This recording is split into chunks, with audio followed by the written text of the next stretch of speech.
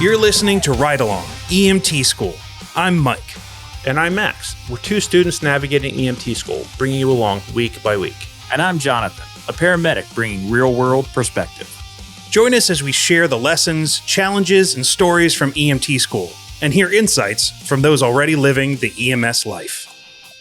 Welcome to the Ride Along.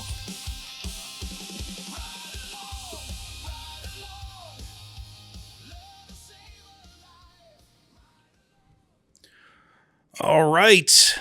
I think we're kicking this thing off. Damn straight. Yeah. Man, I love that music. I know some people don't like the Daughtry, but it might be your biggest success. Really, it's of been this whole endeavor. It's been that familiar thing that just like centers us every week with recordings, and I find it very entertaining. I don't agree. That song. That song is like it's like coming home after a long day. Yeah, it just makes you feel good to listen to it. Exactly, sure it does. Well, welcome everybody to episode 24, titled "Let the Fear Take the Wheel and Steer." Because there's a lot of things we're talking about in this episode, one of which is driving related, which we'll get into. However, there's some things that have been happening. We've been going at breakneck speed the last week or so. There's been a lot that has happened. So this week we're going to be sharing with you some updates as to what we've had going on, as well as the super fast and high speed activity that we Max and I took together called EVOC. I've never driven that fast. I've never driven that fast. Yeah, like as in it was that speed. Especially when you were driving. I was an excellent driver. It was okay. It was okay. How many back and forths did it take you to parallel park an ambulance? Listen. Yeah. I may have flubbed the parallel park, but I was within a half inch of those cones on every other thing. I don't think getting as close as you can to the hazard is the mark of success. I'm just saying, I'm not an expert. I think the goal is the only mark of success. I'm pretty sure it's the exact opposite. To get as close as you can to hitting pedestrians and not. Okay, we can both agree that the goal is to not hit something. Right. Right. Yeah. I think where we disagree is how close we should get in the meantime. Like as close as we can. Having had to fill out paperwork following hitting something with an ambulance, I promise you don't want to. The first time you hit something with an ambulance, you're going to be like, "Oh, I don't ever want to do this ever again." No. So you could joke on. I'm not going to hit anything with the ambulance. I'm just going to get that close to doing so. Good. So we might be being a bit joking around on this because a bit facetious, yes. Yeah, a bit facetious. Yeah, we might be embellishing, a little bit on the excitement that was EVOC. I'm just gonna try and hype it up with like my movie announcer voice, like in a world where driving is needed, like I like it. And cones are the only hazard. I miss movie trailers that had, what was that dude? Was it like Dan LaFontaine or something like that? He did like every one of them from like the 70s to like 2020. Oh my God. He was something. Like he was so good. Every movie trailer in like the early 90s, late 80s had his voice. Yeah. And it made everything better. Like, in a world where jets fly in the sky and the commies are attacking from every direction, you have Tom Cruise, Val Kilmer in Top Gun. And then it was just, oh man, I do miss that guy. Anyway, sorry, ADD break. where were we? We're still introducing the episode. So, yes. We're starting early. We drove. Yeah, we're drove. Punchy on this one. I'm sorry to say, not fast. Yes. Well, okay. So one of the things you may notice in this episode, we are not all in the same location. Usually Max and I are in the studio together, and Jonathan's usually the one that's effing off somewhere across the country. But now Max and Jonathan are both not here, leaving me alone to my devices. And you might notice a little bit of a delay. Sorry for that. But that's because Jonathan has a really good reason and Max is sick. So we made him stay home. Exactly. He has this thing about not getting flu, even though I caught the sickness I have from his household. Just saying. That is unsubstantiated. I don't think it's it. We practice BSI in this household, so I'm pretty sure that you were offered a mask, an N95, and gloves when you walked in here, so you shouldn't be sick, obviously. Exactly. Yeah. Because we're responsible paramedics / medics / EMTs / almost EMTs. Mm-hmm. Mm-hmm. Well, some of us, that might be one of the announcements that we make tonight in terms of some updates that have happened in the last week or so since our last episode, which has been getting a lot of traction.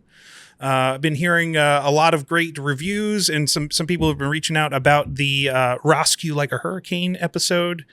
Nice. I think that was a pretty good one. I was very happy with the way that one came out. We talked all about resuscitation in episode 23, so make sure you check that one out too. I think it's probably one of our better episodes. But this one we are talking about updates and EVOC. EVOC. Yeah, exactly. Yeah. But we've got some.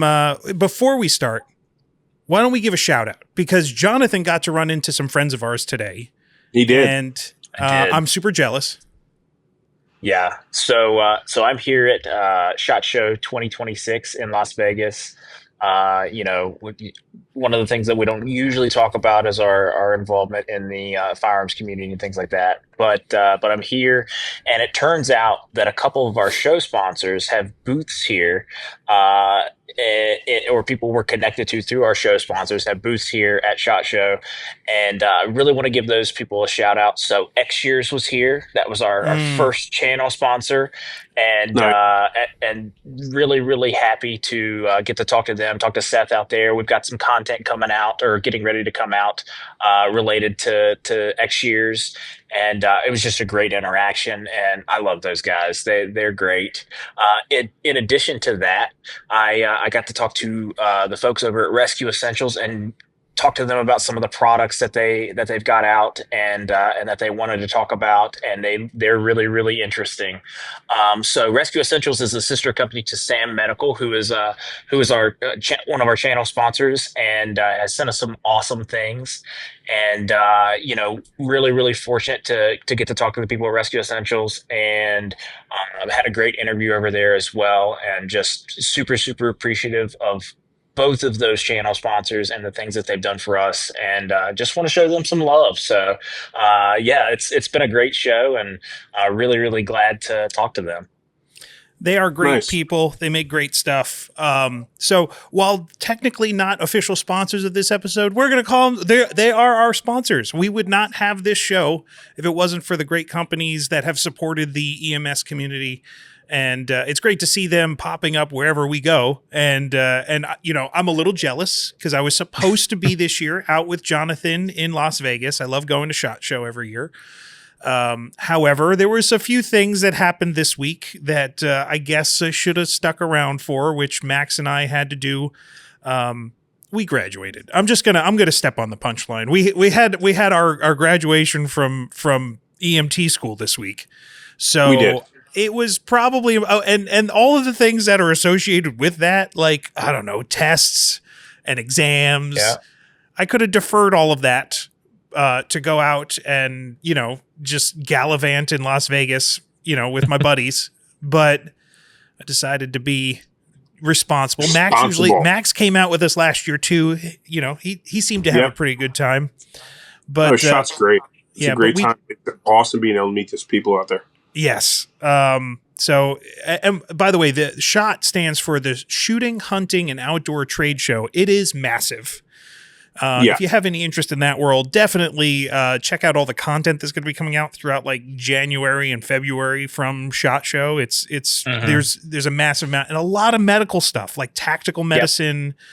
That is, and honestly, that's why Jonathan, is out there representing Ride Along and our parent company Bulletin. He is our man on the street, our remote reporter. There to give us all of the info about all the cool things happening at SHOT Show this week. So why don't we start there, Jonathan? Why don't you kind of give us a little bit of a rundown of how your week's been going? Yeah, it's been like nonstop all week. I mean, I got into town. Yep. Yeah, I got into town on a Saturday night, and currently it's Wednesday. It's Thursday. It's Thursday. Yeah. See, that's how tired I am, man. So it's Thursday, and we have just been going, talking to people, meeting people. Hopefully building some relationships with some folks out here. Maybe some future channel sponsors. I don't know, some show sponsors. But one of the big things that I've noticed is there, even though this is the shooting, hunting, outdoor tactical show. There's a lot of medical stuff out here. Lots of medical kits that are being put out there by some good companies. Lots of equipment. I've seen a tremendous amount of extrication equipment out here. Spreaders, cutters, combi tools, that sort of thing. And they're skewed more towards the tactical side of the house, but they've got representatives out here for the fire rescue side of the house. And so I've talked to several at several of the booths. I've talked to several people who are firefighters and paramedics. And it's been a really, really positive experience to talk to those guys and talk to them about their experiences of being on the job and being in the profession. I went over to the Streamlight booth and was talking to them about some of their products, and the guy I was talking to, he actually works for the fire public safety side of the house, and I know that a lot of departments use their products on their ambulances or on their fire trucks as far as flashlights are concerned. So just a cool experience to talk to those folks and kind of get their insights and tell them about Ride Along. See what else. A couple companies coming out with some cool technical rescue helmets, some things like that. Really, really cool people to talk to, and it's such a small world because I'm meeting people from North Carolina where I'm on my paramedic contract at, and then meeting people from Virginia who work in the profession, and I'm just very blessed to be out here and to get to talk to all these wonderful people, and really, really glad for the opportunity, and glad to represent Ride Along and Bulletin.net as well. So I'm just very appreciative, and I, if you guys ever get a chance to come check this trade show out, you definitely should. Lots of cool people, lots of cool stuff. Nice. So my question for you, Jonathan, out of all the things that you've seen out there this week, is there anything on the EMS side, like, things that we might use that has kind of called out to you, like any one particular thing? Man, that helmet, that tech rescue helmet really seemed like an interesting thing. I know that a lot of departments are concerned about like budgetary concerns and things like that, and this seems like it's going to be a very viable option at a very affordable price for them, and so that was really interesting to me. I'm going to talk with the folks over there at that company and see if they would be interested in talking to us on Ride Along and potentially in the future. But it'd be cool to feature. Nice. Yeah, like because there's a whole side of tech rescue, right? Like the tool, and we love talking about tools on this channel. Like there's so much stuff that like is kind of the intertwine between the EMS and fire world, where it's like people extrication and like rescue and I think that's a lot of stuff that we might have to get into at some point, getting to talk to, and even just talking to people who live that life, right? Like the Right. technical rescue side sounds super cool. I've read a bunch of stories of things like building collapses Yep. and how, and that's one of the chapters that's going to be upcoming in one of the things that we'll continue on to in the episodes this season. Is I think there's some MCI incidences and terrorist activity type stuff that we'll talk about where that kind of technical rescue comes into play. Right. I think some of the other interesting products that I've seen, we mentioned Rescue Essentials at the beginning, and they sell some products as well as help develop some products as well. And I don't want to give away too much, but they've got this really, really neat thing that can aid in. It's a dual purpose thing. It can aid in some hypothermia prevention, and then it can also aid in some splinting if needed. So it's really neat. Basically it can be an air mattress, or it can be a splint, an air splint if needed. It's really cool. Here's what I'll have to say. If you want to see that in action, we shot a video earlier today with them, and they gave a demonstration of that product. So that's going to be on that's going to be on the Ride Along YouTube page at some point, and you should head on over there and check that out. And it'll probably be on our other social media as well. Yeah, I think one of the initiatives for 2026 is going to be us bumping up our other social media stuff as part of Ride Along, especially with things like our BLS bag that we're building out and some content from SHOT Show. But Jonathan has really spearheaded that by going out there and being active. Max and I have been a bit heads down the last couple weeks or so. Just a little bit. A little busy. We'll get to that in a second, though. But I have a question for you, because there's one thing in the past years that I've been to SHOT Show that has I've always tried to keep a running count. Have you seen any weird tourniquets this year at SHOT Show? Honestly, I haven't been looking for weird tourniquets. Okay, I've seen some that mirror, traditional windlass style tourniquets. Maybe they're a copy of a common tourniquet like a cat. Mm-hmm. But I've also seen some innovative things from a couple different companies that we're gonna give some shout outs to, again, with some of that video content. But they've got some really exciting. This company's got some really exciting stuff coming out. Nothing too off the wall as far as tourniquets are concerned. Just your standard fare, your cats, your soft T wides, your SAM medical XTSs. Seen a bunch of those today. Yep. So, but yeah, nothing too crazy as far as tourniquets are concerned.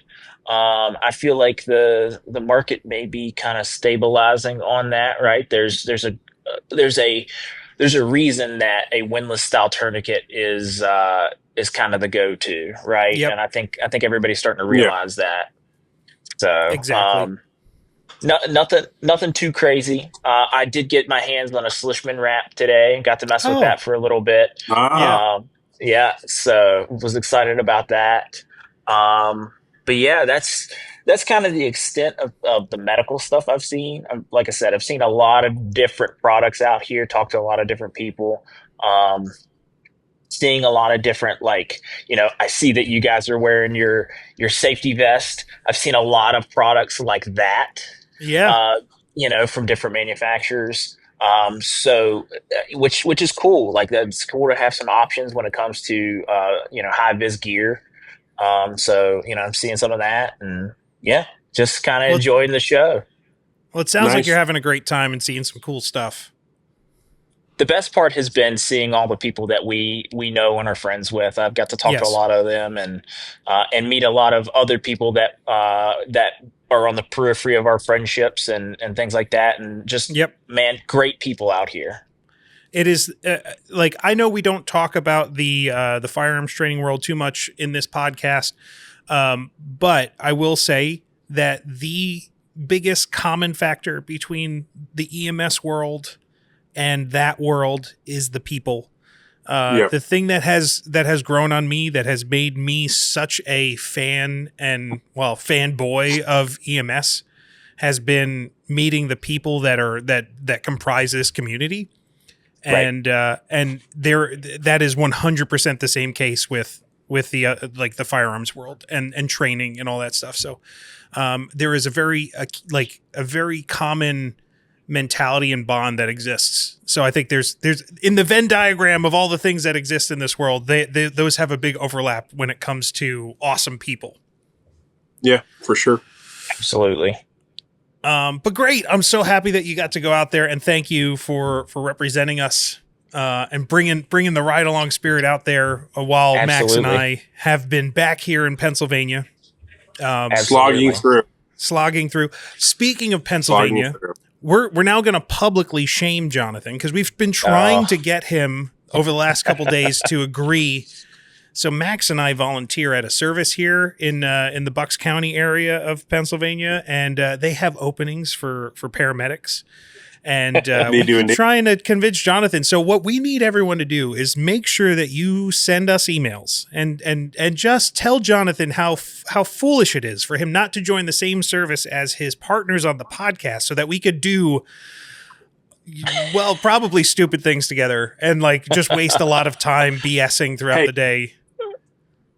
Think of how many years you'll add to Mike's life for him not to have to worry about the technical aspect of having you remotely. I mean, all those gray hairs there are because of you, sir, and the technical aspect of the podcast.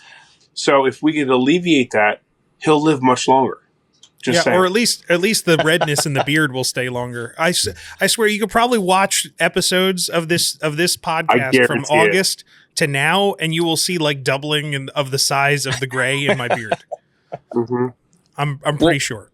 We'll talk about it. We'll talk some more. We'll see how I feel about it at a different. We don't day. have to talk about it. We've talked. We've made the decision for you. This is a triumvirate. Two of the heads of the Hydra have decided for Jonathan that he should come to Pennsylvania. So, you guys know what would happen if we were all on an ambulance together, right? The world it would be the implode. most amazing day. Yeah, it would be great. The 5 minutes it would last before the world ends would be fantastic. First off, I'm going to tell you this. The admin at that agency would be like, "No more. You guys can't work together anymore." Oh, you haven't met the admin from that agency. They would be fine with it. They would be very fine with it. No, and you know what? When the world ends, why not just get it over with and be with the people that you love? Honestly, that's besides, how I look Mike's going to buy a private ambulance company anyway, and you know. Let me tell you, I found a like 1993, or no, it might have been a little older than that, younger. A Quigley 4x4 ambulance diesel that is in New Jersey right now. It's like $18,000, and I look at it every day on my Facebook and like in my marketplace, and I'm like, I can't. If a sponsor wants to come along and like it, that would be amazing. But like, man, I'm drooling over this Quigley ambulance because it's a 4x4 ambulance, and we could turn that into like a mobile podcasting studio and travel around the country in it. It would be amazing. The official ride-along ambulance. Oh my God, it would be so cool. Can you imagine if we had an ambulance and we did all the stuff that we do in an ambulance? We'd be such whackers. It'd be amazing. It'd be so crazy. I don't even know how that would work out for us, but it definitely sounds like a wild idea. Oh my God, I want it so bad. It's. If you don't know what a Quigley is, like they're very sought after vans that are 4x4 capable, and like this, some people have made ambulances out of them, and that is just the coolest thing in the world. Wasn't that a movie where he was down under or something like that? Yes. Quigley down under with Tom Selleck. Yes. Yeah, Tom Selleck. Yes. And what amazing actor was also in that movie? Do you know? Oh shit. Oh my god. He fell from the tower. Was it Gary Oldman? Nope. No. The guy that fell from the tower in Die Hard. The actor. Oh my god. I can't believe I can't think of his name. He was Snape. Yeah. Wow. What's his name? Alan Rickman. Alan Thank Rickman. you. Yeah, he was one of the definitely in best, that movie. one of the best Yes. actors of all time. I love that guy. Yeah. He was also the sheriff of Nottingham in Robin Hood, Prince of Thieves. I read. Okay, another tangent. Sorry, guys. I was watching a YouTube about the making of Robin Hood, Prince of Thieves, and like apparently Kevin Costner was really upset with Alan Rickman because he was stealing the show in that movie and like cut all of his scenes. And I'm like, yeah, that makes sense. Like that makes total sense because the answer Alan is stuck less. Yeah, how could you not be upstaged by Alan Rickman? You know, Right. I will cut his heart out with a spoon, cousin. Why would you use a spoon? Because it's dull, you twit. It'll hurt more. Yeah, it's such a great movie. Man, we should do a movie podcast, honestly. Apparently. Gonna have All to. right. Okay, so we've gotten through one piece of information in this whole episode that we're going through. Yes. So while Jonathan has been out, meeting amazing people out at SHOT Show, Max and I have been here. Matt is my brother. So that's a compliment. Max and I have been here in Pennsylvania working hard. Doing hard work. Doing the hard work. We have the culmination of 6 months of missed nights with family, of homework that was 41 chapters, some of them 75 questions each, like a lot of homework. And both me and Mike have passed our practical exam, which basically the psychomotor is exam here in Pennsylvania. Yeah. And Mike, being the overachiever that he has to be, has passed his National Registry written exam. That's true. I did. So so last week, it was our last night of class, a review night, which by the way, if anybody is interested, one of the things that we will be doing this towards the end of this season for anybody that's going through school, hopefully this will be a good tool for people and some ideas. We're going to have like a study, basically how to study and prepare for the practical exam. That's something that Max and I have been doing a lot of over the past 2, 3, 4 weeks. The last month or so has been very much focused on that. And we'll definitely be talking about that and kind of going into depth and like what a psychomotor exam is and like what. But the problem is it's different in every state. So we'll tell you about our whole experience here. But we're going to be going through that, and we'll be talking about like study prep too in terms of written exams and what we went through. But so we had our last night of class last week, and we did maybe go out to a local establishment after the last night of class with our classmates and celebrate with maybe a few drinks or two. And maybe I went to bed a little bit too late that night. And then I was stupid enough the next morning to go right into a volunteer shift at 6 a.m. And then I was on a volunteer shift with my service from 6 a.m. to noon. And then at noon, I drove right to a testing center for the NREMT written exam, and then took my written exam at like 12:45. So it was a bit of a... And he messages the group that's in class, and what comes out of the message is, "This was a horrible idea. I can't believe I did this. I'm sure that I failed." Just completely Don't be just like me. Yeah. Yeah. I was freaking out. I was 100% convinced I had made I've made a huge mistake.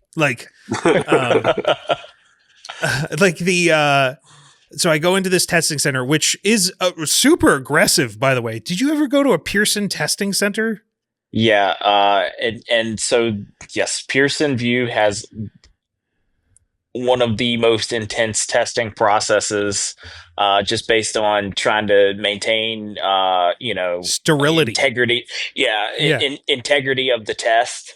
It's very, very intimidating. Now it's very manageable, but it is an Oh yeah. intimidating process, It to was say the impressive least. in the level of effort that they go through to make sure that people are not like messing around, right? Sure. Had to set up a time. I was like, oh, that would be easy. And then you get there and there's like 15 pages of rules that you can't wear your Mhm. watch. The girl's like, hey, you got to take your hat off. You got to take your watch Yep. off. You got to take everything out of your pockets. We got to pat you down. We got to do, I'm surprised they didn't break out like a metal detector wand and all this other stuff. Right. And like, They touched you in ways you didn't want to be touched. well, I mean, we're EMTs now. There's no ways that we can't be touched that we haven't gotten used to at this point, I guess. But Your volunteer shifts have been much different from mine then. But go ahead. it's just it was intimidating because it's like totally silent. There's like 12 other people in this room cubicle thing. And they're like, if you talk, you will be thrown out. If you do not raise your hand before you stand up, you will be thrown out. If you do anything, if you cough, if you sneeze, like you can wear headphones, but you can't wear your headphones. You can wear the headphones at the table, but they're not actually headphones. We can give you earplugs, but you shouldn't use them because you need to hear just like, geez, like chill out. Like it's a test. It's a computer test.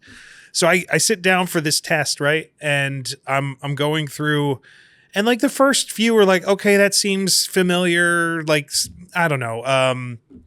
So like there were a lot of questions about like, if you're the first ambulance on scene, like what position do you assume in an MCI ICS system? Like, are you the operations manager, the donut getter, or the street sweeper? And you're like, oh, obviously I become the commander, the EM. What's funny is like, this is almost second nature now, but like, okay, the first unit on scene becomes the incident commander, and then whoever the highest ranking EMS provider is becomes a triage officer. So like those things are like, we've become very familiar with that. So it's like, okay, that's easy, right? So like those questions in there, a lot of things about, what do you prioritize when you get there? Are you prioritize it? Like if you see a patient, what do you prioritize? Do you focus on the bunion on their toe, the dog barking in the background, or the fact that they're not breathing? Actually, that one's a trick question because the dog is actually the right answer in that scenario. Because scene safety is always the answer. Right. So if there's anything regarding scene safety, you make sure that because it's easy. Like if you're in danger in any way, you get out of there. You prioritize yourself, right? Sure. But like primary assessment type stuff, and the first group of questions, like okay, these are like there was maybe one or two. I'm like maybe. And then like 10 or 20 questions in, I started getting pretty diaphoretic, like I was sweating bullets. I'm like, what is this? Like, why is this asking me about cystic fibrosis? Like we did not cover cystic fibrosis in class at all, ever. Yeah. And it was asking me questions like, actually, I can't reveal the exact question because technically sure. I signed a document that said I'm not allowed to do that. So without revealing, I'm just saying like there were some questions about, disease states. And I'm like, that may have been mentioned in a book somewhere once on like a footnote in the corner of the page. And I'm like, I don't think I studied enough for this. So I keep going through and I'm like, all right, I'm trying to keep tally in my head because you can't write anything down because they don't want anybody bringing anything out. And it wasn't really like I didn't have any intent of like giving answers to anybody. It was more just like, oh, I would love to tell the world what the test was like.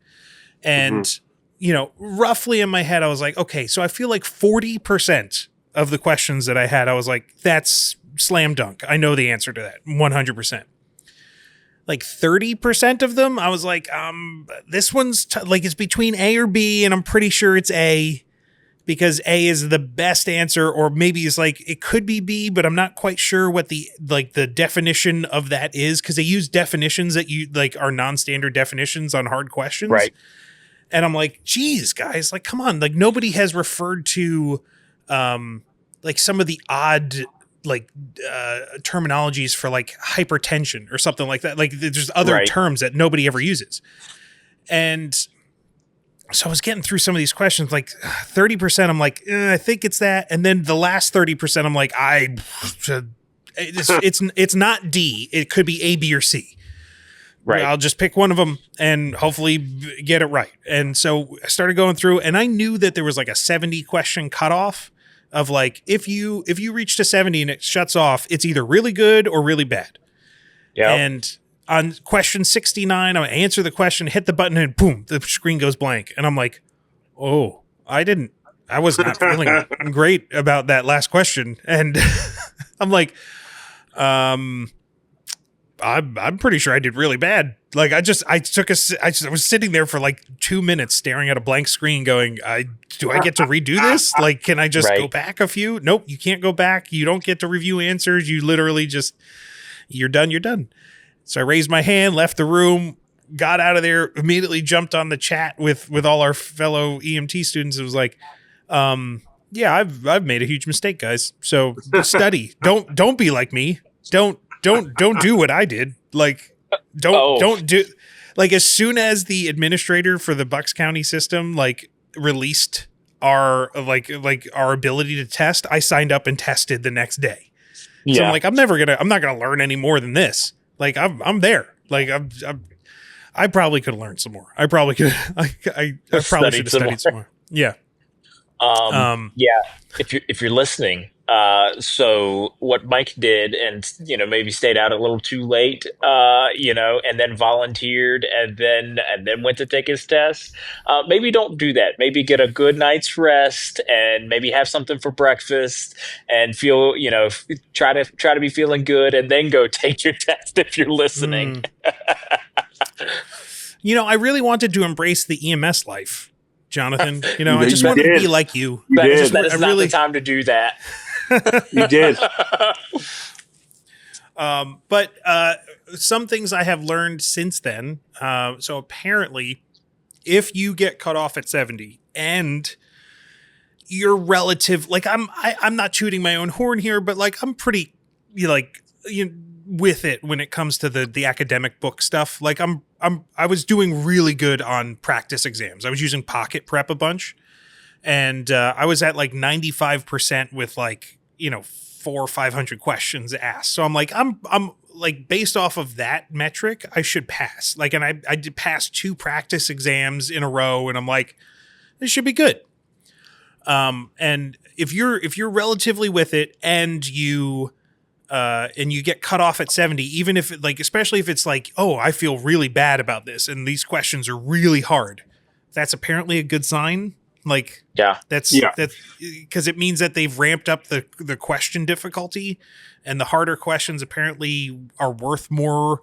And so they just do it so that you get you get to 70 questions and like the required number of points as soon as possible, I guess. I don't know the math behind it, but apparently that's a thing. And then when you pass, long story short, I passed. I had to go back onto my NREMT account later in the day because they don't tell you like if you passed or not. I went back on, and all of a sudden it said passed, and I was like, oh great. I wonder how, like, what things I got wrong, or like if there was any particular subjects I was, nope, nothing. You don't get any feedback whatsoever, just that you passed. And I'm like, man, that to me is complete and utter BS. Like, the fact that you get no feedback on what you did well with or what you did poorly with, I think is silly. Yeah, it's because we're practicing medicine, right? We're always learning, we're always developing, we're always growing. How do you grow as a provider if you're not being told where your weak points are? It's kind of the whole point of QI, right? No sense whatsoever. It's one of the things that hasn't made sense in my mind either. It's one of the big criticisms that kind of we've talked about in the profession for a while. Far be it from me to understand the mind of National Registry, but it's just kind of the way it is when you're dealing with testing. And but I agree. I it would be nice to get some feedback on some things, but you don't really. Yeah.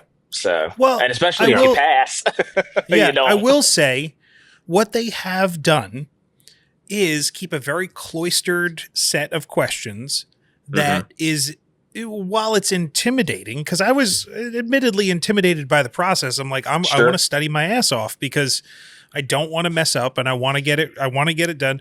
They do manage to not like allow or like to get a lot of information out there about it. So there isn't really a lot of studying to the direct test questions, which I can have respect for.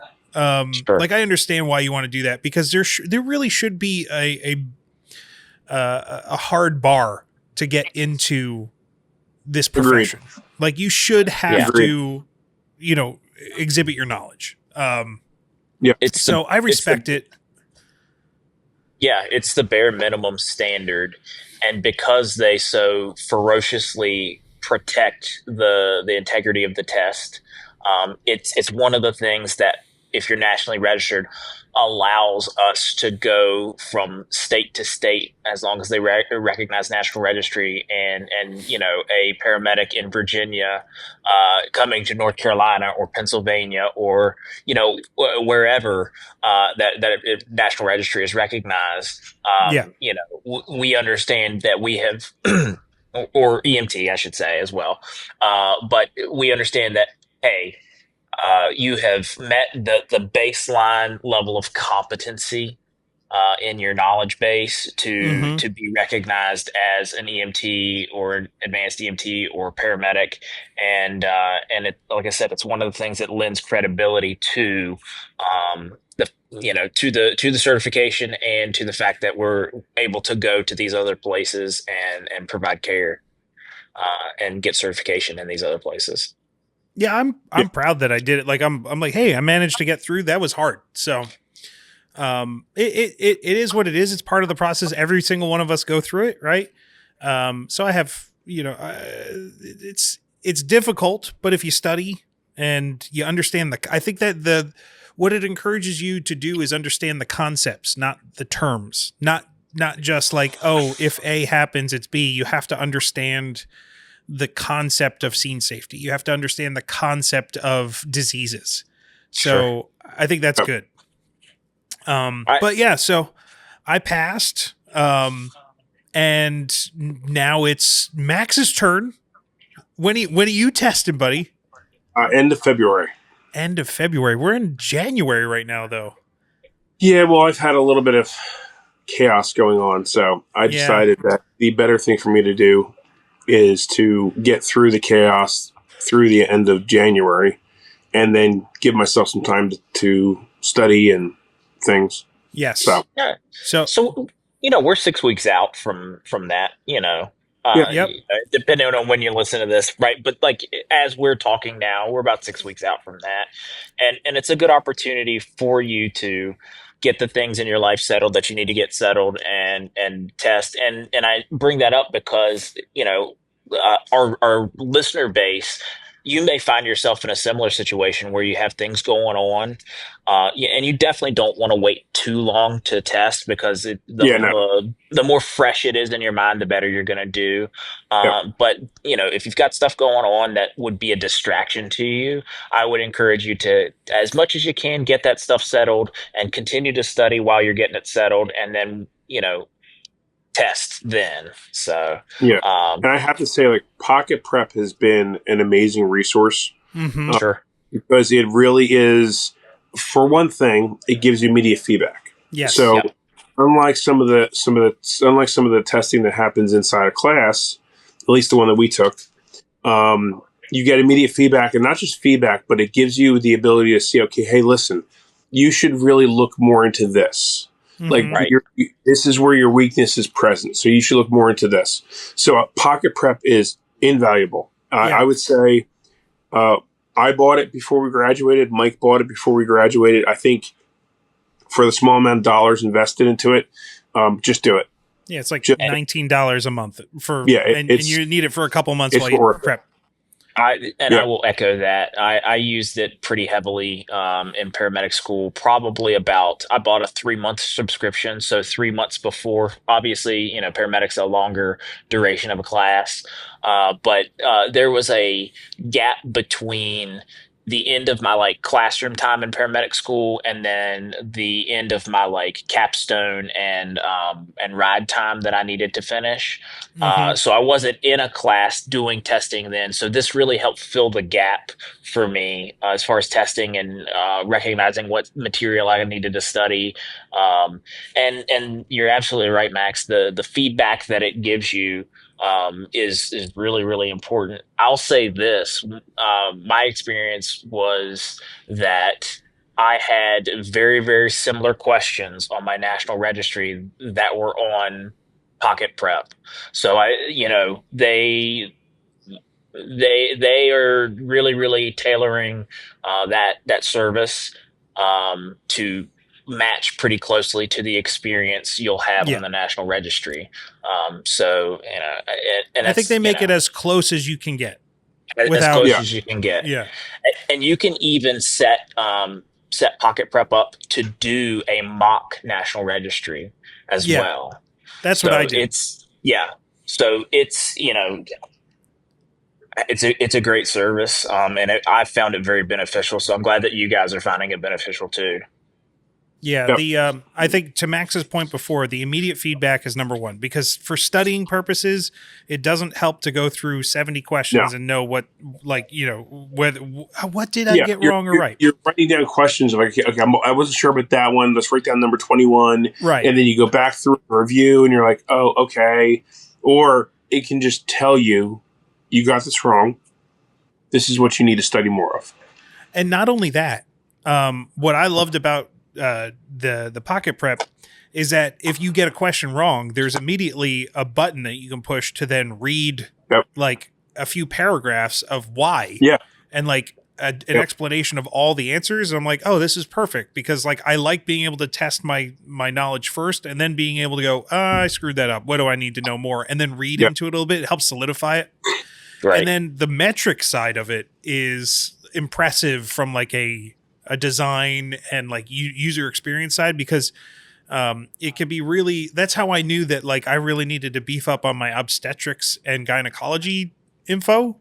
Sure. And that made me much stronger in that category as I approached the end of school, because there were just a lot of topics that I did not understand, that we maybe didn't really go into all that much in class, that like I still needed to know. I still needed to know what placenta previa is, or placenta abrupto. Yeah, all that stuff, and like what the procedures are, what should we prioritize, and like how a pregnant patient should lay on their side. Like I knew those things. They may have mentioned them at some point, but I just wasn't familiar enough with them. But drilling it with that app helped me a lot. Yeah. So you've got that to look forward to, Max. And by the way, Jonathan and I are in cahoots. We promise we made a promise to each other that we're gonna stay on your ass over the next month or so and make you answer questions, and we're gonna quiz you. Just so you don't get the answer is always going to be 42. Well, that is the answer to everything, isn't it? Yeah. Hitchhiker's Guide to Galaxy. 42. Yeah. So I never read that book. Oh, the movie's great. Also an Alan Rickman movie. The movie is almost as good as the book. Oh, is Alan Rickman in the movie? In a way, yes. He plays a character, but he's not. He's the robot, right? Yeah, he's the robot. He's not physically in the movie, other than his voice. But yeah. It's an amazing movie. So go ahead, Jonathan. Let me just say this. I am proud of both of you. I've told you kind of offline that I am, but I want to publicly tell you that I'm proud of both of you. And great job. Mike and Max, great job. Keep up the solid study effort, and you're going to do great. And if you're a listener out there and you're going through the same sort of thing that Mike and Max have just gone through, just keep at it, keep studying, and I'm proud of you guys as listeners for taking the ride and for going down this path of becoming an EMT or further down the path. So just keep up the solid effort. Thanks, Jonathan. It means a lot Yeah. from Papa Jonathan, who's our sage provider on the podcast. But like that, it means the world. Like, and to be able to say that we like, well, for Max just being like a hair's breadth away, for me saying like, oh, I just got there, like to be a part of this team, like the EMS team, like it means the world. Like, I think that's what we've been working towards is like, we see these great people. We just want to be like them. We want to be an EMT. But we're both just there. But right after I did the written exam, not right after, we had a couple of days in between. Yeah. It's not the full story, right? Because like in a lot of places, I don't think it's true across the country. Because I think some states no longer have a practical exam. Max and I, apparently, and the rest of our classmates got together on one of the normal nights that we do class, and with a bunch of other students from across the state, and we got pulled together to do scenarios, and we had to practice our PA comprehensive psychomotor exam, which, like I mentioned before, we'll talk about some in a future episode, but that was interesting, right? It was definitely, I enjoyed it. I got lucky because one of our instructors throughout the course was a proctor for me. And that's the person that kind of tests you and your knowledge and what you're doing. So I had a nice warm blanket waiting for me. It was a lot. I enjoyed it. I had a blast. I was smiling the whole time. I was a nervous wreck. He was, apparently. So I had my Garmin watch on, and my resting heart rate is usually around like low 70s, sometimes in the 60s when I'm just like chilling. It was like 98 in the hour leading up to the exam, waiting in there because we couldn't have our phones, we couldn't review any materials, we couldn't talk to each other. They literally sat us in like a group and said, you can't talk. If you talk, you fail. And we had to just sit Scrubs. there. And we did get to watch Scrubs, which I could not pay attention to because my mind was racing.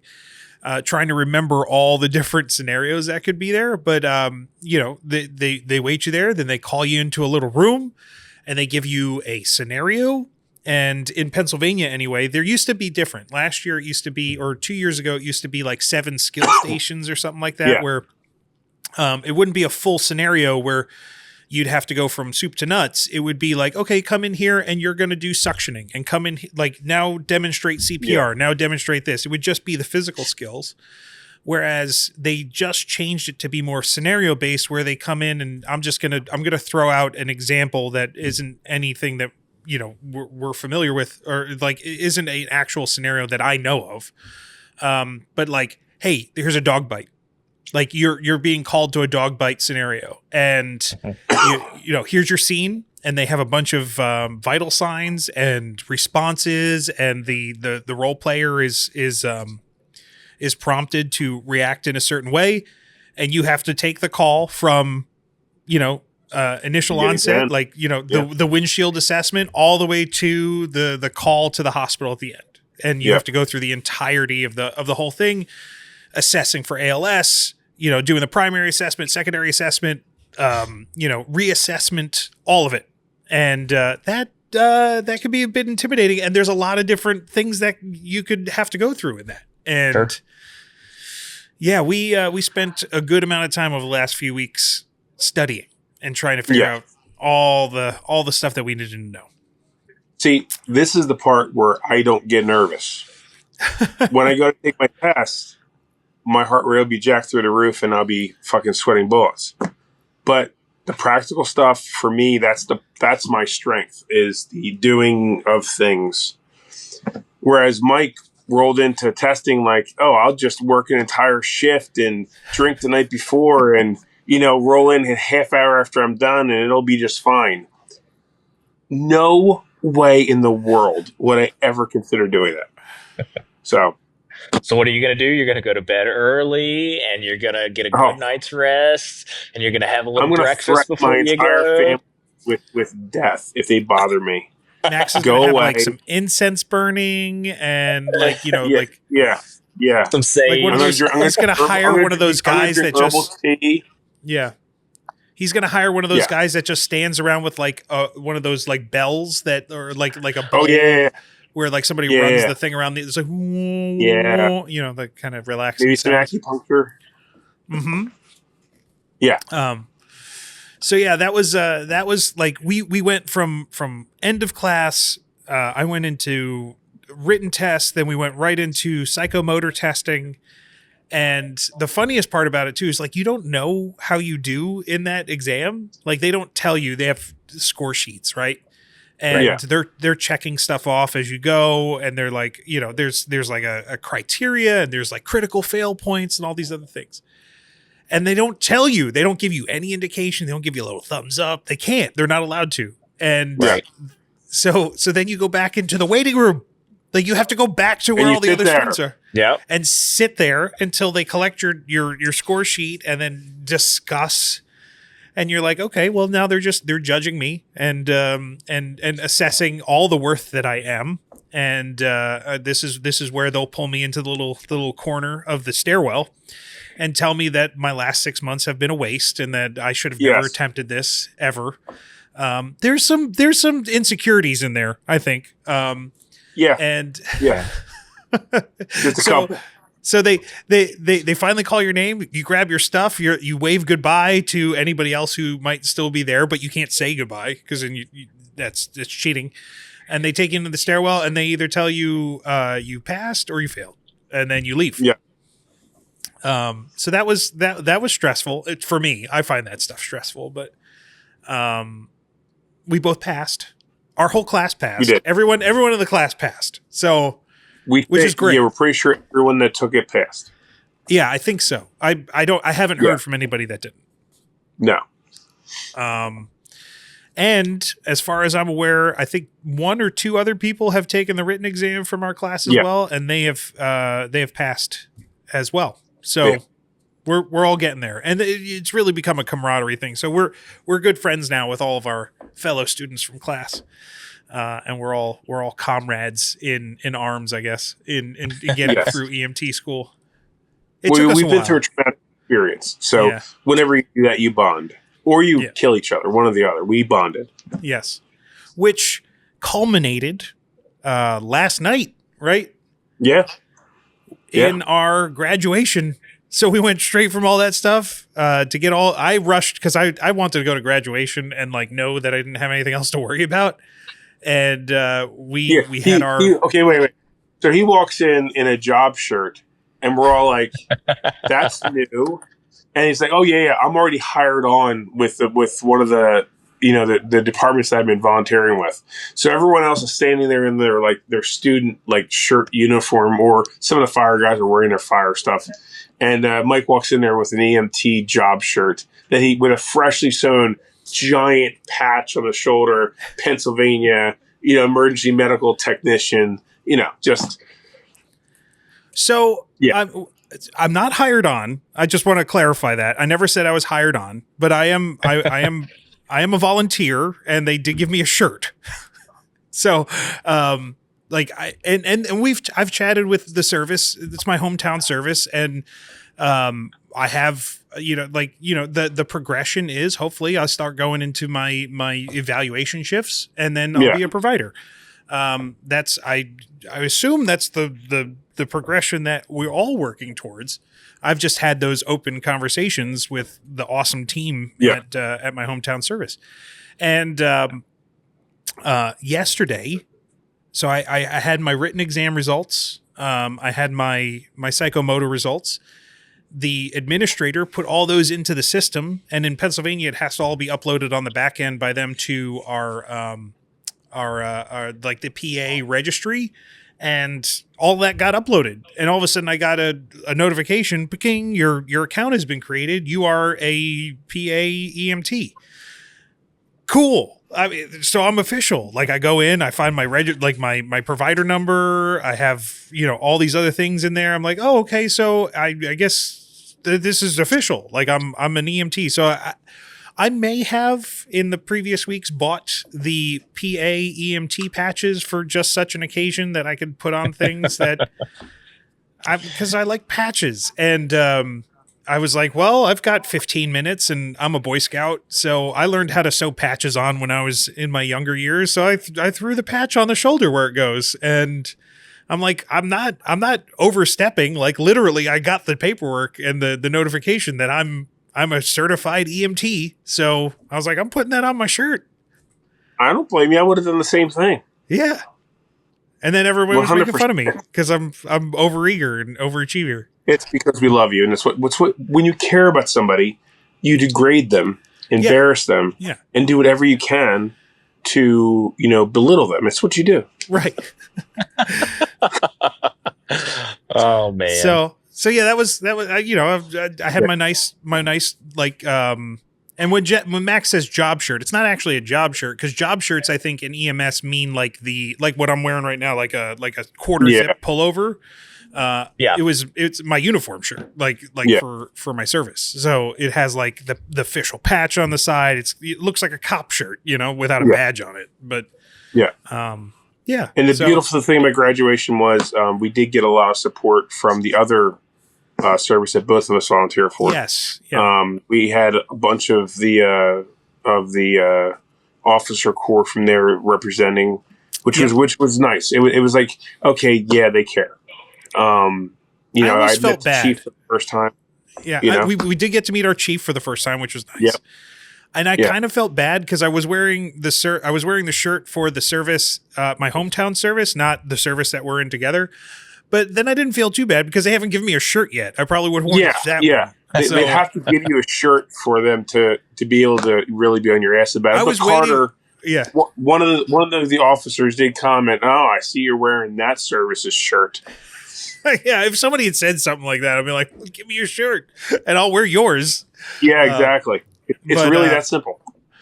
That was fun and to be recognized and all that stuff. I think the biggest thing about last night was being able to share the moment with our families, because we brought both of our families there. We went out and had dinner afterwards, and that was the best part. Like, our wives got to see us actually accomplish the thing that we've been, basically abandoning them for the last, 6 months. A little bit. Yeah, we have kind of been not present for the last. Yeah. So now it's only the podcast that'll get in the way. But, right.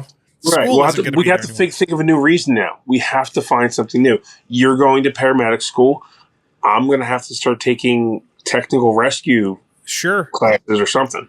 Well, actually, I do probably have something. Yeah. Of course you do. Some late breaking news from today. But Anyway, I'll get to that in a second. But so we got to share the moment with our families, and the thing that really meant a lot to me is, and originally I was planning on going to SHOT Show, and I was not going to be here for graduation. And before the class even started, I was like, I don't care. I've been to graduation. I've graduated from college, and I've graduated all these things. And I would have been really disappointed if I did not get to be there and share that moment with our fellow students, because we've become close with that, going through that together. And I thought it was kind of cliche when people were saying, "Oh, you're going to be good friends with the people you go through EMT school with." I'm like, no, it's true. It's 100% true. Yep. Like if you're there for them, they're there for you. And we hopefully we'll get some of them on the podcast at some point. We could share some stories and see what their success is like. Because I think that their story is critical to our story, because we probably would not have been as successful getting through class if it wasn't for some of them and us commiserating and talking about things that are hard and helping each other practice. So they've been a huge part of our success. Sure. And I think it was an awesome group to learn with. I mean, you had every spectrum there as far as personality and type. So I think it was a really, really amazing group to go through this whole thing with. And I agree with you. Like, I was the same way. Like, my plan was to go to shop with you, and to miss graduation. I was like, yeah, whatever, graduation. But I'm very glad that we went and had that moment with them. Yeah. Somebody just walked through your camera screen. There's another one. And another one. You need a studio. I hope in that new house that you're getting, you get a studio. I trust me. There's already a room that's painted black. It will be the studio. Hey, so in talking to you guys talking about like going to graduation and kind of the camaraderie with your classmates. Here's something I want to mention as far as an experience. So like throughout my career, I mean, like 15 years, right? I've been an EMT, right? Like I'm a paramedic now, but I'm still an EMT. I still have an EMT certification. And when I see the folks that I went to EMT school with, way later in my career, I ended up working with some of those folks, and there was still a very, very special connection that we all shared, and like there's a level of like trust and just we went through it together, and paramedic school was the same way for me, right? Like I don't talk to those folks as much because we're all kind of to the winds, but like if I need something, I know I can reach out to any of my classmates, or maybe they know somebody that I need to talk to, and I can reach out to them and make that connection. So this business is a lot about building relationships and friendships, and maintaining those. And it's a very special thing to go through with your classmates, and then as your career grows, you have a bond with those folks, and it a lot of times it does carry throughout the years. So I'm glad to hear that, and hopefully you can keep up with those folks as you guys go along in your careers. Yeah, they're good people. Yeah. So we're proud to be their fellow students, and I'm really looking forward to seeing where they wind up and where they start, working as EMTs. I hope all of them. I hope we all stay in this for a while together. We can all share stories. That's the best part. Okay, so those are just a few things going on. Just a few updates, just a couple things. I mean, we're like an hour into the episode, and that's that. We've just gotten through the updates, right? Yeah. But we've got. Listen, so I know we've just talked about all the things that we've accomplished, and part of this journey has been Max and I going through school. But I want to assure everybody, and I think we've mentioned this in the previous episode as well, like there's still plenty more to come. So we're still going to keep going through all of the topics of school that we've gone through, things that we need refreshers on, things that we want to become more aware of. So we're going to go through the whole curriculum. We're going to make sure we cover off all those topics, especially coming up soon throughout like February and March. I believe that's when the release dates are going to be of this year, 2026. We'll be going through our trauma block, which is like 3 or 4 episodes just devoted to all the trauma stuff that we learned. So like musculoskeletal trauma, multi-system trauma, cardiovascular trauma, like, it's trauma. And there's some really cool stuff that we've got prepared for that, and some sponsors and awesome partners that have helped us put some content together for that stuff. So do not worry. We are not done. And it's a testament to the EMS life, really. Like this doesn't end. So exactly. We're always learning. We're always going to be progressing, and we'll also go through like test prep and stuff like that. So, and then by that time, we'll probably have more stuff to start talking about. And we have a plan for season 2 coming up, which we'll announce towards the end of season 1, but lots more to go. But, and we still have plenty more to talk about in this episode. Like we still have like a bunch of topics to go through.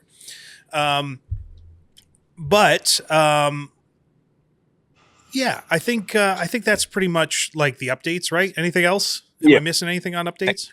I think we hit it all. Yeah. Okay, cool. So, and share with us, please. Like, how are you guys doing? Like, how's your schooling going? What have you been up to? Yep. Send us some cool calls. Like, just shoot us stuff. We'd love to hear from you what your career is going like.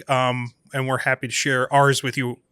So, and don't forget that we have to shame Jonathan into moving to Pennsylvania. yes. Please make sure That's that an you important address task. Jonathan. Like, don't slack on that. That's important. So write in your emails, and make sure that he understands that you all want him to move to Pennsylvania. Mm-hmm. Mm-hmm. All right. Here's what here. I'll say. We get 100 emails from 100 different people. I'll start applying to jobs in Pennsylvania. I'm going to create. I know a person that has multi. Gary on the task. 100 unique, I can get 20 tonight. 100 unique people sending 100 emails. Sure. I will start applying to jobs in Pennsylvania. Lax Mizana, Pax Mizana, 100 is not hard. We're going to make this happen. So I'm going to cut this into a short, and then hopefully we'll be able to really pump that one out. And a video of just the email scrolling.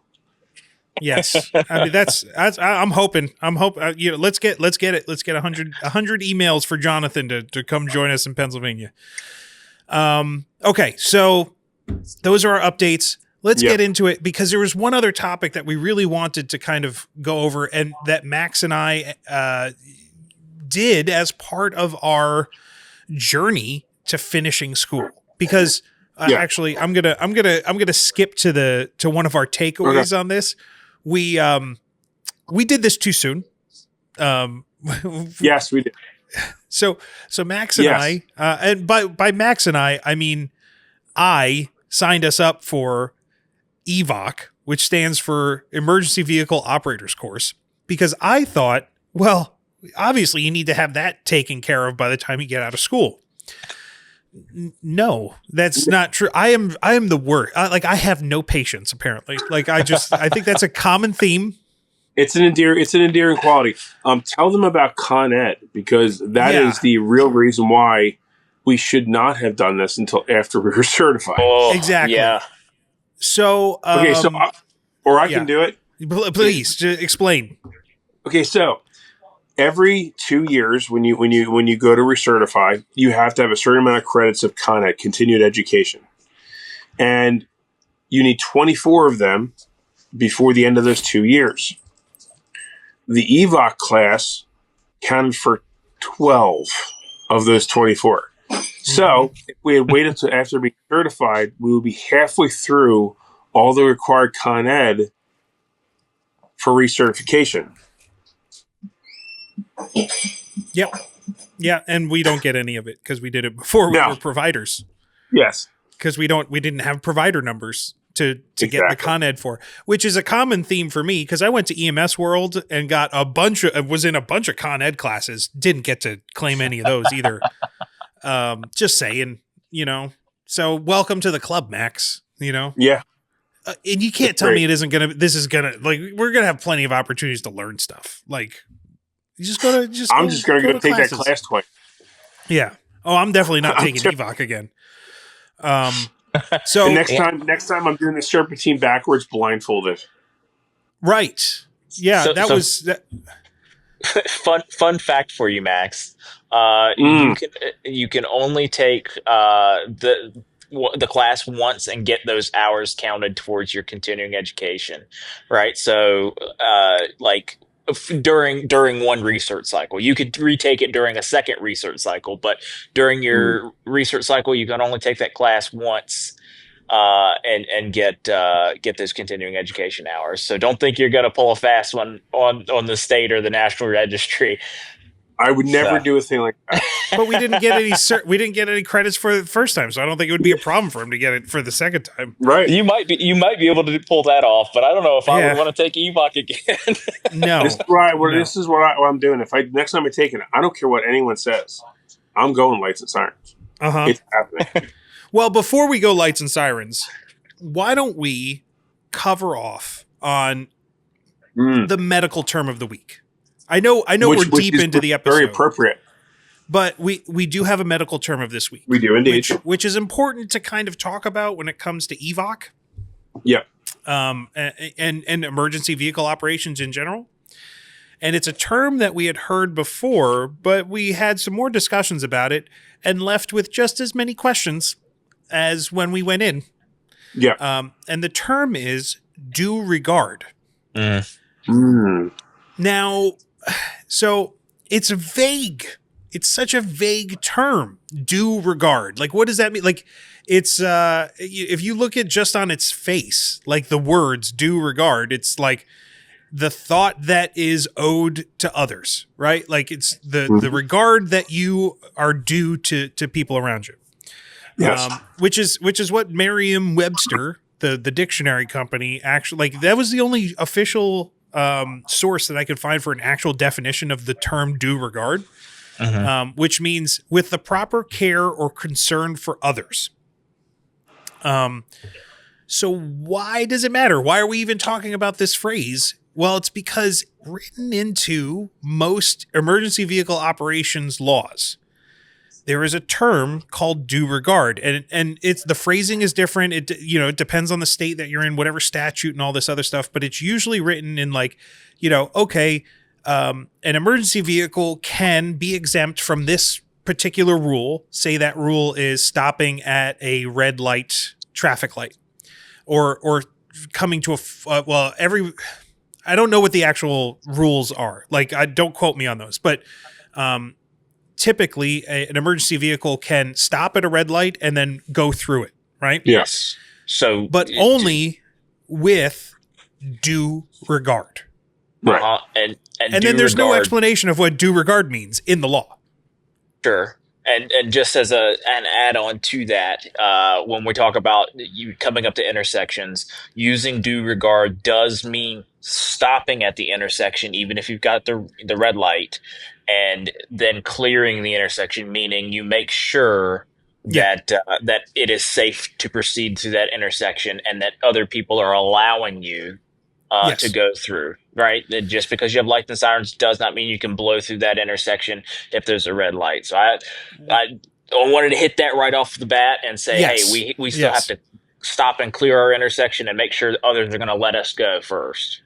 Exactly. And that's the downstream, like, practical aspect of what due regard means. But what I wanted to kind of like, what took me a while to kind of wrap my head around is what is the actual meaning? Why? Like, what is the term due regard mean? So I found a good one. I forget what the exact source was, but so due regard refers to the legal and professional responsibility of EMS providers to operate emergency vehicles and perform patient care with reasonable caution and consideration for the safety of others.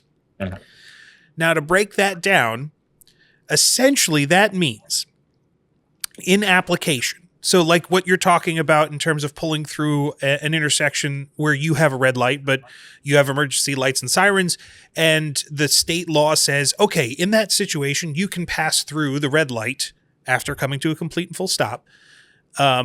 With due regard means essentially you can do it, but if you hurt anybody, if you do anything wrong, it's on you. Right. That's essentially what it means, because you have to perform and you have to act in a way that is impeccably and overly thoughtful for the safety of everyone else, right? Yep. Not just you. And that took me a while to kind of grasp, because you growing up, of course, we all think like, oh, well, I get to put lights and sirens on this thing and I get to blow through everything. Like, everyone gets out of my way. Like, oh, red lights, they don't matter, right? Like, I could go 95 million miles an hour on the highway because I have lights and sirens on there. Nope, it does not, because anytime that you're breaking those traffic laws, or I guess being exempted from them, you still have the overall responsibility of making sure that you are acting in the complete best interest of the public. 100%. Which is really hard to wrap your head around, especially in this class where we were confronted with the idea of, well, then what's the point of having lights and sirens, which we'll I'm sure we'll talk about some more. But it means that running lights and sirens does not give you permission Nope. to drive recklessly and like blowing through a stop sign, blowing through a red light, driving on the wrong side of the road in and of itself is reckless, can be reckless, but you can do it in a safe manner if you do it with complete consideration of everyone else around you. Yeah. And if you err from that in any way, shape, or form, you then are reckless. That's the takeaway. So you're still expected to obey all the traffic laws unless it's specifically stated that you can be exempt from that particular law. And then it's different everywhere too. And we'll talk about that.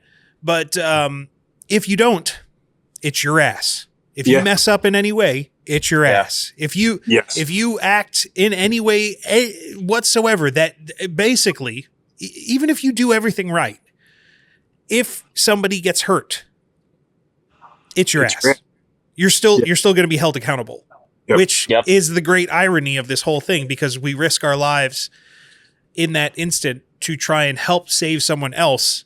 And essentially, there is no protection for emergency service personnel if anything bad happens. Because we are choosing to take the risk because we're not obligated to. Essentially, that's what it comes down to. It's like we're not obligated by society or employers or the state to break the law, to act in a certain way. So it's our choice to act in that way, and if we do, we take that kind of responsibility on ourselves. Which can lead to civil liability, like you can get your ass sued. You can be thrown in jail for criminal charges, or you can lose your license and your career. So yes, you can. All of those things could happen if you hurt anybody while driving. Yeah.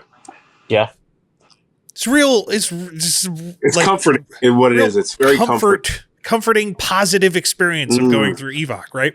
Yeah. So these are the things that we learned.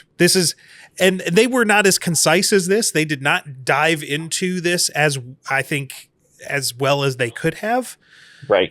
Because I think this is probably, like, in this past 5 minutes is probably more comprehensive and better understanding than we left there with, because it was more about the downstream effects of, like, and there was a lot of talk about, well, if I pull up to the stop sign and my wheels don't turn completely, or they don't stop completely, is that still a thing? Like, everyone gets lost in the minutia. And it's like, oh, the overall concept is, if someone gets hurt, if you're not acting in the best interest of everyone else around you, then you're at fault. So that is due regard. Nice.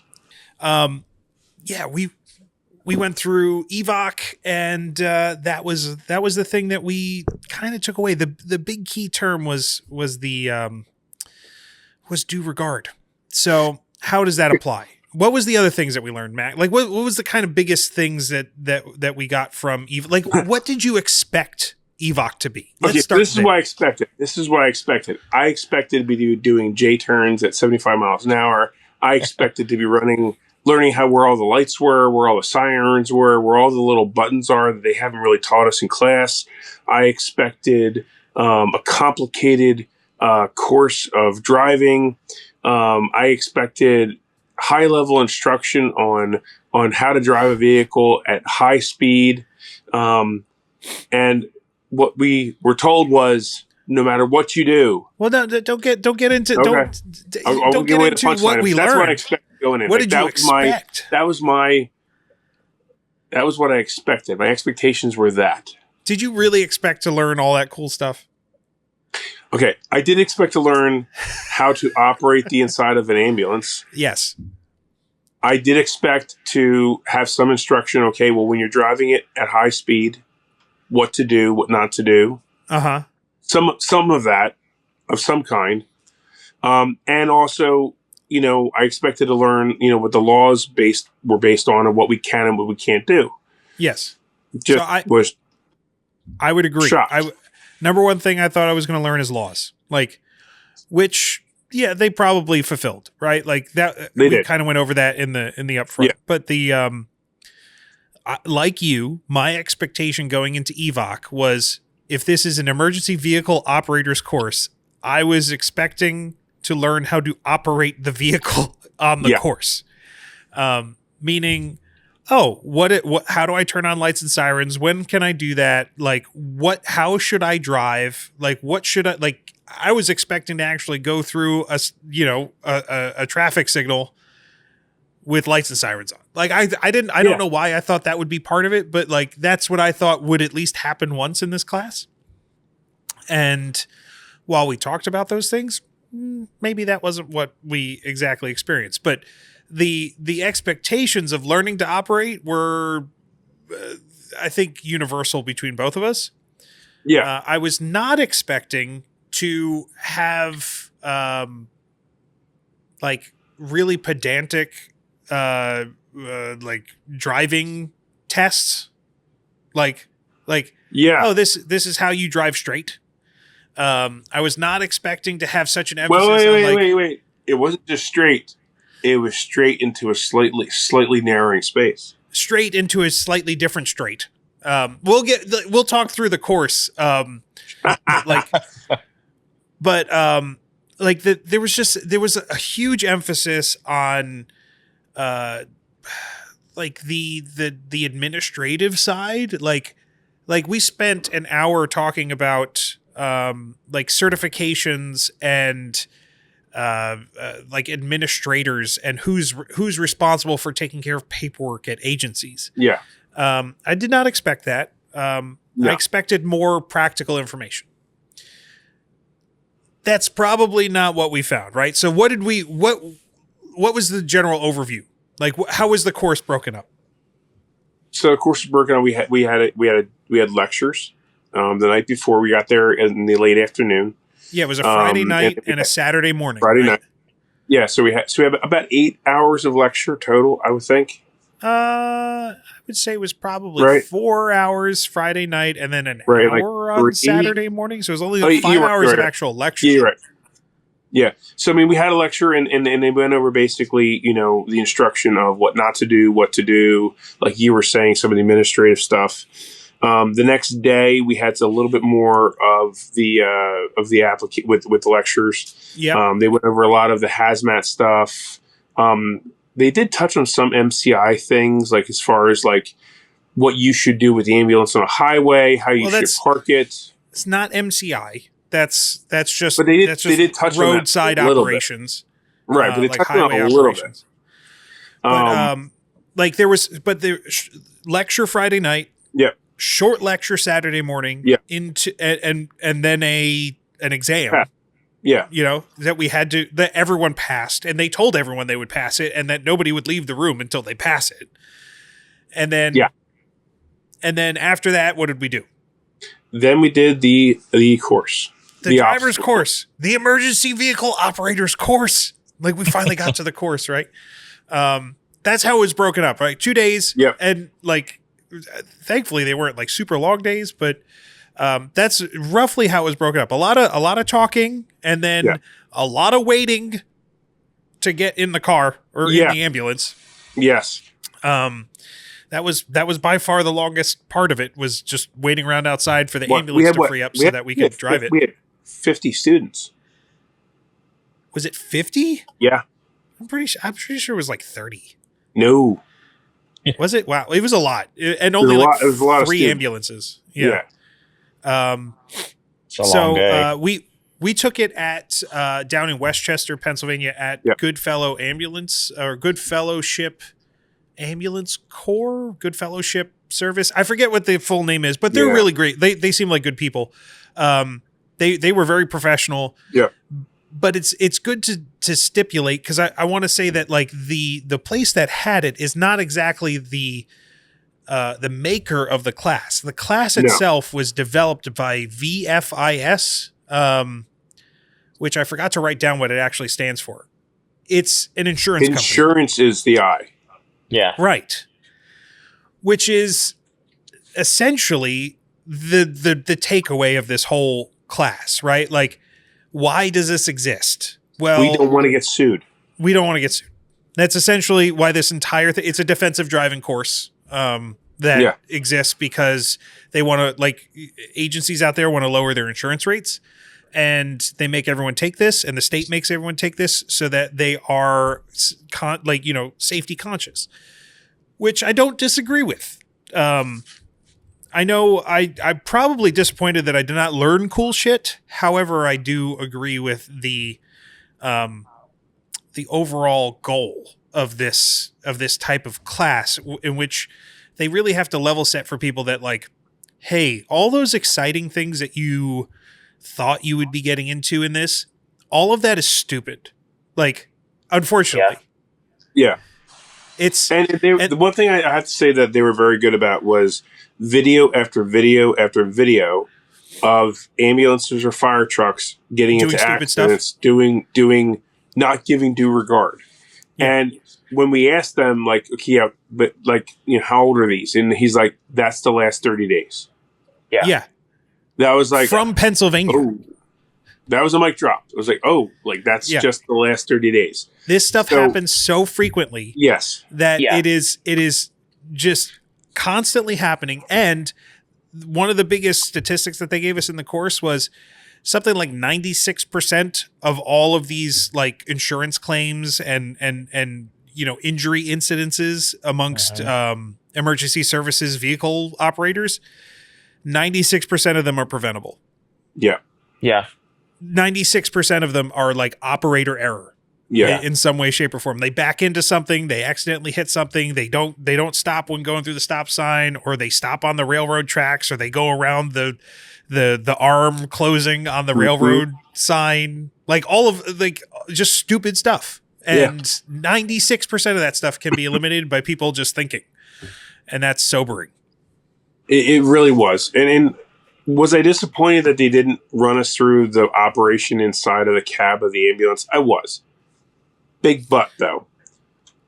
The reality is that every service is running different vehicles. They're running different designs, different layouts. So them showing us how to use the buttons in that particular ambulance doesn't necessarily prepare us for what we're going to experience in the apparatus that we're going to run. So I did understand it, even though we were a little disappointed. I did understand it because they can't instruct us on what our service is going to have. I agree. However, there are some things that I think are universal. What I would have liked to see in this course is a little bit more technique and or like, they barely mention sirens and when you should use them, and the idea of changing sirens. Like, first off, I had no idea until I took this course that emergency vehicles had different sirens on them. Nobody ever told me that. Never thought to cross my mind. I'm like, oh, I've heard different sirens, but I didn't know that they could change on the push of a button or a turn of a knob. And they breeze past it because this is taught by, like, really experienced emergency, like, EMS people that have been doing this for 30 years or whatever. And they're like, so as you're approaching an intersection, you want to change your siren. And they just blow right past. I'm like, excuse me, hello. I've never done any of this stuff before. And you could change a siren? Like, why would you do that? Like, what are the sirens like? And they're like, you didn't know that? I'm like, no, I'm an EMT student. I've never done any of this stuff. And they're like, oh. So, like, it's not meant to teach you how to do stuff. It's just meant to teach you how to think about risk. And some of that stuff I think is important for us to learn. But I guess that's what your service has to do, is teach you how to drive and how to drive in your locale. If I may, Mike. So one of the reasons that it is important that you change your siren as you come through an intersection, or at just varying intervals when you're coming upon different transitions of the highway or the roadway. So people oftentimes can become kind of ear blind, or they can become desensitized to the current siren you're using, and they may not hear it, or maybe the tone or the pitch is something that they really can't hear depending on what's going on. And so when you change that siren, it changes that stimulus and hopefully catches their attention. And then when we go through those intersections, it's the same sort of thing, right? The whole idea is that we want to be seen with our lights and heard with our sirens. And so to do that, we need to alternate those sirens so we can, maximize our visibility and our audible signature. And it's a safety thing, because Mm-hmm. I've gotten behind people, sirens blaring, but then as soon as I change it, then they notice it, then they're willing to move out of the way, or then they see that an ambulance is responding. So it's very, very important for that reason. Like I said, because they can be blind to the fact that or blind to your lights in the daylight sometimes, and then kind of unable to hear your siren because they've just kind of have been desensitized to the one that you're utilizing. And there's a lot of different things that have come out to hopefully help prevent that. They have Yeah. and I'm not as privy to the technical specs on it, but they have things called rumblers that actually vibrate the ground, and that give a tactile sensation to to the roadway, hopefully transmitting towards the vehicles in question, and they can feel that as well as hear it and see that responding ambulance. So there's several things that are available to us as responders, ambulance wise. But yeah, it's super important that we alternate those sirens as we come to intersections, and as we perhaps approach terrain or roadways where maybe like we have a blind curve or something like that, just so we have that signature being projected about. So Mm-hmm. Yeah, and that Yeah. so they chatted about that slightly, but they blew past it, and like those are the things where I'm like, oh man, that's really what I wished I'd learned here. So, Yeah. and just to briefly talk about, like, I'm just going to cover off on the other things that were part of this class, like things like types of ambulances, maintenance schedules, how to make sure that you have a safe truck, right? Like, okay, making sure that your team is maintaining them and that you have proper tire pressure, all the things that you learn in like driver's ed. So Right. it was rather redundant to the idea of like, well, if you first of all, you had to have a driver's license to take this class. Right. So all the stuff that we learned in this class about actual operation was all the stuff that I learned like 30 years ago as, taking my driver's license test, which is kind of sad. They went over some like physics, like helping people understand that like, oh, friction's a thing. You want to make sure that you don't lose it on your tires. And like this guy Newton, he had these laws and they apply to objects that move around in space with inertia. Not really, diving too deep into it, but like, okay, yeah, there's Newton laws of motion, sure, but like how they're trying to like make the context that like you need to think about these things in risk, and I'm like, okay, but those are some heady concepts, right? And then, like maneuvering, and then like how to make sure you're using a spotter and like being ultra safe at all times. Uh-huh. But ultimately, a lot of the discussion, the biggest part of it was like the one thing that I think they would want us to take away is the idea of weighing urgency versus potential risk. Yeah. Uh-huh. And that was the whole course, like the lecture side of it. And like, there's a lot of things in there of like, nuance and detail and like, stuff that was part of the course, but things that are like, I wouldn't say are like the most inspiring stuff that I've ever been in a class for. No. But I mean, I will say the one instructor was very passionate about paperwork and about, all of these things and checking off all these boxes. So for about half a second, he had me like drawn in because he was very passionate about it and he spoke with passion about it as he instructed it. But again, all that's fine, but without walking away with the idea of this is how you're operating the thing you're using, it just makes me question, like they should have added more of that. If they had more of that, it would have been more well-rounded. Where can I sign up for that class? Like, I want just the cool driving ambulance class, which I don't think exists. Yeah. But what they did teach us, which I appreciate, I do, is like they're like, hey, we're going to teach you how to not die and how to not get sued. It's important. And basically, that's important. Like Yes. as part of approaching this as professionals, like this is a profession, Yes. not a hobby. You need to look at it that way. So that's why I appreciate for what it was, but I could also appreciate and say it wasn't the most, entertaining thing, but like it's certainly not as cool as learning how to like, throw an air adjunct in and like save someone's life with like ventilations, but Sure. it's important. So we learned stuff. We had to take a test. It's all very like if you've ever taken a driver's ed course, a like defensive driving course. I had to take one of those once when I was much younger. There's a whole story about why I hate the state of Virginia, but I had to take a defensive driving course as part of a speeding ticket that I got. It's like the one speeding ticket I ever got. Like it was the same thing. It was like, oh, risk. Stop taking any of it. And I was like, yeah, that makes sense. Like just drive like a normal human being. Like don't be aggressive. Don't charge through stuff. Don't take any risk, because ultimately at the end of the day, it doesn't mean anything. Like it doesn't benefit you. It doesn't benefit the patient. It doesn't benefit society. It benefits nobody to take any risk.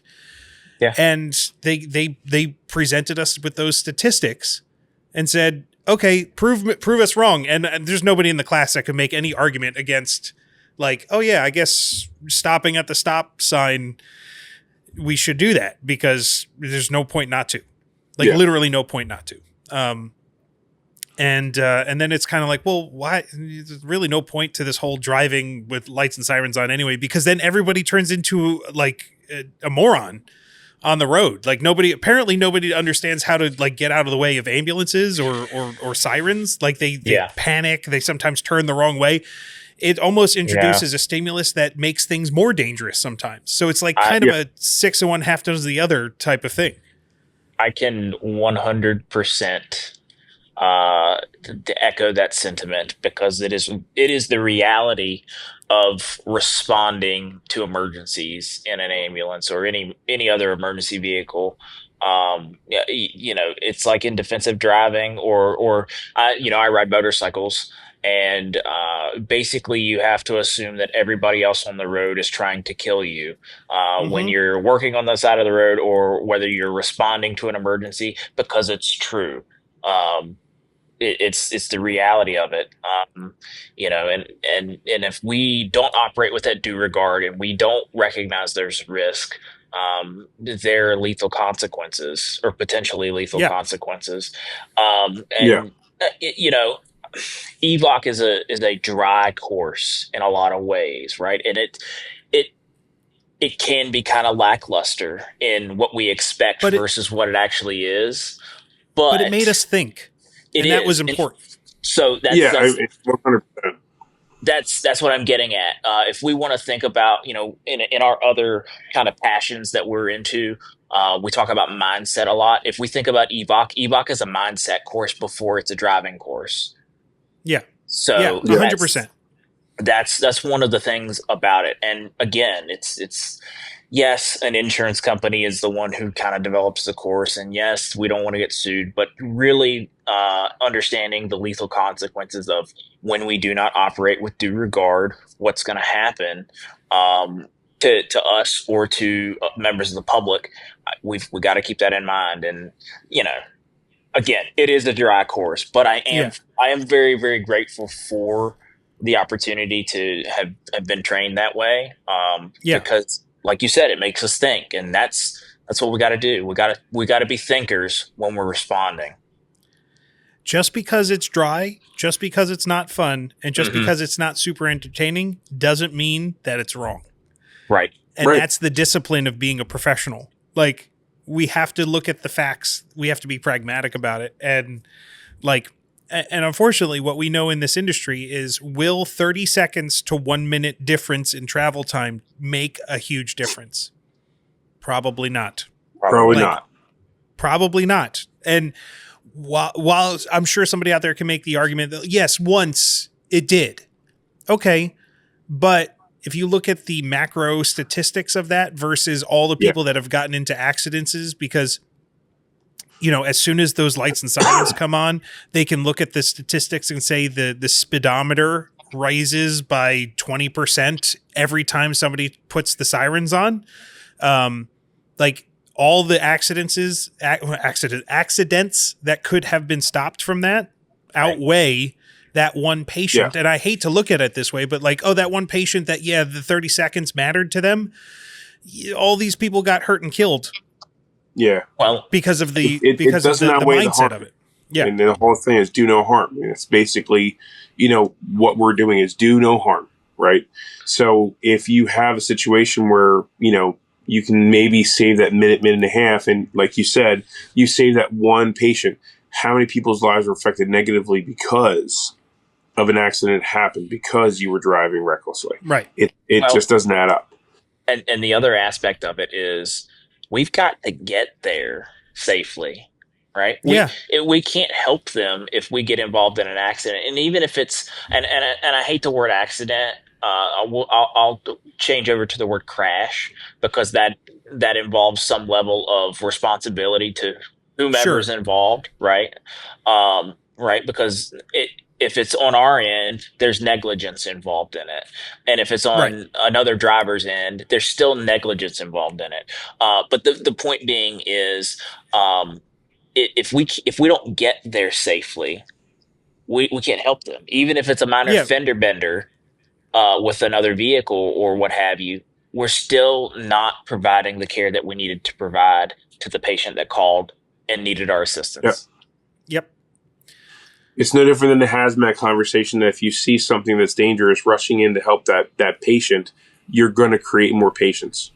Yeah. It's the same. 100%. The thing that keeps popping in my head, the one mantra that I will always try to carry with me in this profession is, it's not your emergency. Yes. It is their emergency. And absolutely, that has helped me like frame the way I think about things in this. Is like, no, I have a duty to be calm and to be the professional and to be the thinker. Like, I have to do that. I owe it to the patient because they're in a situation where they are understandably and rightfully in a state where they probably can't think, or may not be able to, I should say. It's my job to do that. Like, I owe that to them. And like, I have to not treat it as my emergency. I'm there for them. Right. And not only do you owe it to the patient, you owe it to yourself.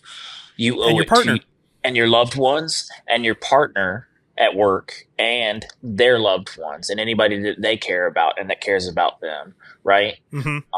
And so we're kind of talking about responding, but even in transport, we have to be cognizant of that. When I'm driving an ambulance and I have a patient in the back and then my partner is in the back, I owe it to them to drive as safely as possible, because I have 3 lives on board that ambulance at minimum. And, I've got to get them there to the hospital safely. I've got to get to them safely. So, but yes, we owe it. We owe it to ourselves. We owe it to the public. We owe it to the patient, and then we owe it to our loved ones to respond safely and to transport safely. So that was the big takeaway. Like, there's a lot of stuff we learned, a lot of stuff we talked about in the class. That was the overall kind of like, this is what we learned. We did get to drive some. We did get to actually drive an ambulance.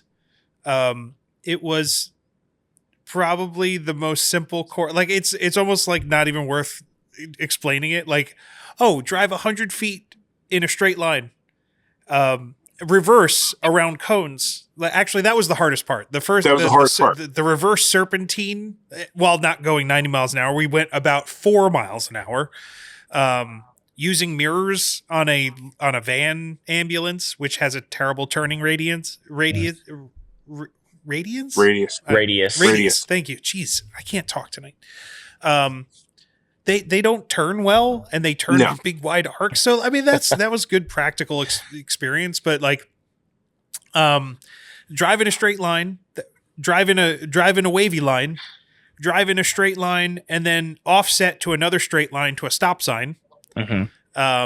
And then there was drive around a pole, parallel park the ambulance, which everyone was like, why are we even the instructors were like, you will never parallel park. You'll never do ambulance. Yeah.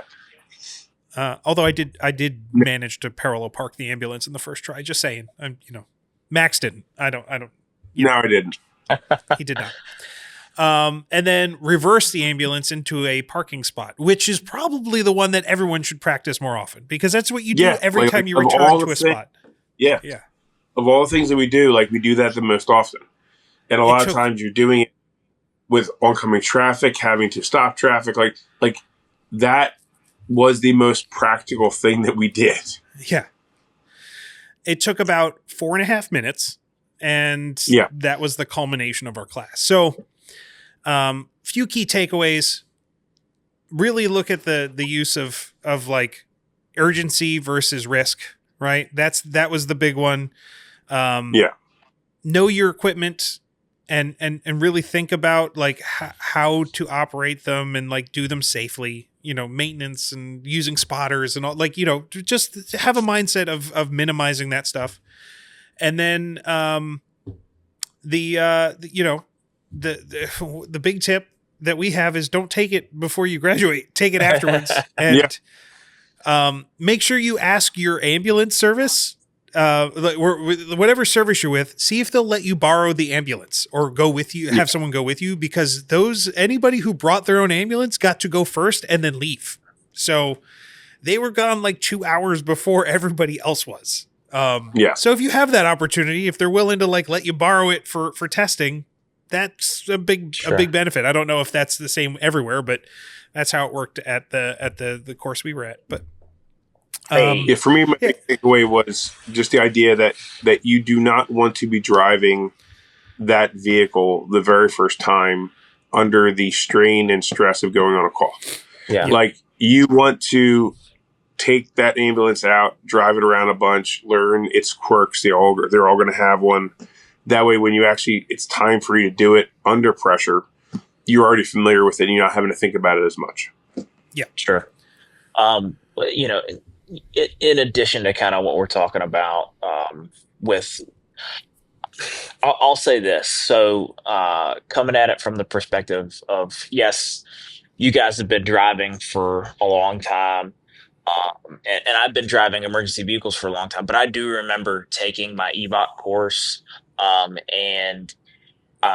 was pretty young and had not had the opportunity to drive vehicles that were potentially that large. Larger? Yeah. So it was a very intimidating process for me. And even after EVOC, I still had I had some mentorship that I got in operating emergency vehicles that was really beneficial to me. And that I try to pass along. So it's if you're listening, and it's something that you maybe don't have as much experience driving larger vehicles with, just make sure that you take the time to pay attention during your EVOC course, and take your time while you're, doing that driving course. It's super important, and hopefully you'll be a part of an agency that has a driving precepting packet where you have to hit a bunch of check marks so you can feel comfortable when you finally do get to respond to those emergencies. So just a point, because not everybody does come into this with that same level of length of time driving. So yeah, I just wanted to mention it. Cool. Yeah, I agree. I drive a full size pickup on the daily. Sure. And it's a larger vehicle, and I was still intimidated in driving in a full size. Well, actually, we didn't even get to drive full size ambulances. We drove ambulances. Which it's not the same. It's a big van, bad turning radius. Oh my god, radius. But it's not the same as the width of a box truck. Max drives box trucks on the daily, and I'm sure that was helpful for maybe the first time he ever drives a real ambulance. But like even with experience, it's still, you know, it was a little intimidating doing reverse like serpentine. I guess that's what they called it. Like that was tough. So, but yeah, so that's what we learned. That was the EVOC course. Hopefully that gives you a sense of what it's like, what you can expect, what you need to do once you become a provider, once you finish school, and so that you can start driving for your service. You will probably have to go through one of those courses before they let you drive it. Yeah. So I would you got to do it. Okay. So, we've gotten through EVOC. Max, I have one question for you. Yes. Why are we wearing these ridiculous vests? Because they look cool. Yes. Well, that besides the point. Because this week's tool of trade is the ANSI 107 safety vest. Is it now? Okay, so it just not to brag. Thing that we're wearing. I mean, mine's cool because it happens to say Indianapolis EMS on it. I don't know how I managed to get one of those. I mean, it totally didn't wind up in my backpack by accident after I went to an event in Indianapolis for EMS World Expo. That's not what happened. They gave it to you. You did so well. They said, you need to take this. So, full disclosure, did not mean to take it. When I got home and I opened up my backpack, I was like, But either way, I look at it fondly because I've got friends out there like my good friend Stephen Norman, who congratulated us yesterday on graduating, who we had an interview with on this this podcast a few months ago. You should have worn that vest for the interview. I should have. But yeah, so I like to brag about my super sweet ANSI vest. So what is an ANSI vest? What is our tool of the trade this week? So it is the ANSI 107 safety vest, which is what we have on right now. So I did a little bit of research. I really thought ANSI was going to be cooler. It's not. American National Standard Institute. You thought it would be really cool. What was it? It stands for American National Standards Institute. Oh. So they test standards on things, and this meets the ANSI standard, and it is the 107 standard. So the important things about this vest, it helps people see you when you are exiting the ambulance onto a roadway. Mm-hmm. So anytime you are stepping out of the ambulance, you should be putting this on because, in case you didn't notice, most of the uniforms that you see providers wearing are dark. Yep. Half the time, it's dark outside. So stepping out of an ambulance with blinding lights, wearing dark blue, is not really conducive to you not being hit by a car. True. So these things, if you can see, they have reflective strips. So when the headlights hit this, they glow. It's a very bright, obnoxious yellow. This one has some orange. All colors that can be seen from a distance at night. And again, like all these reflective surfaces reflect. And when you headlights see them, you'll see them, they kind of glow. You see a lot on the back of vehicles, like emergency service vehicles that have the stripes. And the same thing is with them. And ANSI could be a vest. It could also be a jacket. They even have boots, pants, all types of clothing. It's a standard that things can meet. Yeah. Is it like a color and like, reflection? It has to do with the reflective rating of this portion of it, the amount of this portion of it, and the base color of it. And that's kind of how it meets the rating. And again, like this keeps you from being a statistic, which is the important part. Are there different? I assume there's probably different classes and features of what meets different.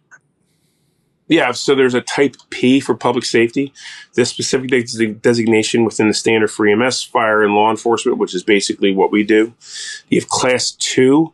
This class is a minimum for workers exposed to traffic speeds. So basically, your roadside workers, like for if you live in Pennsylvania, PennDOT, any of those people. And you have class 3, which provides the highest level of visibility required for high-risk environments with fast-moving traffic or poor lighting conditions. So there's different types, different standards. The type P is kind of like the baseline that you would find. that we'd likely use. Yeah. Okay. I mean, this was the main thing is like if you run an ambulance, you generally are going to find these inside the door pockets. It seems to be the most popular place to stow them. I've also found them in the back of the ambulance as well. I've seen them in one of the outside containers on the ambulance, which is probably not the best place for them. If you're going to put them somewhere, you should probably put them inside the ambulance so you can put them on before you get outside. Just saying. Yeah. But the ones that I've seen that were offered as this is with the ambulance, I'm a Sasquatch. They suck. I felt like I couldn't get my arm through the damn thing. So spend $20 and buy yourself one that fits. You could. They're not expensive. They're definitely not expensive. And my guess is see a lot of services nowadays are just almost forgoing the vest. Well, it's not that they're forgoing the vest. The vest is always in there, but especially the colder months, all the jackets, there's no formal jacket. The jacket is a big giant yellow reflective vest. I apologize if your eyes hurt after this, but I went out and bought myself from the same company that I got this from, and this is the same thing. It has the same reflective, portions on it, and it's obnoxiously highlighter yellow. But it has little things it has a spot for your. These do too. They have a spot for a radio if you're going to route your radio in your vest. So yeah, I mean, and again, if you're going to be in an ambulance, you could be on the side of the road for 5 hours. You have no idea how long you're going to be there. Yeah.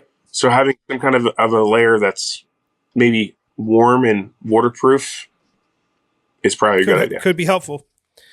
Jonathan, when should we put these on? Jonathan. You should put them on prior to getting out of the ambulance, as you said, and you should keep them on until you are off the highway or off the roadway.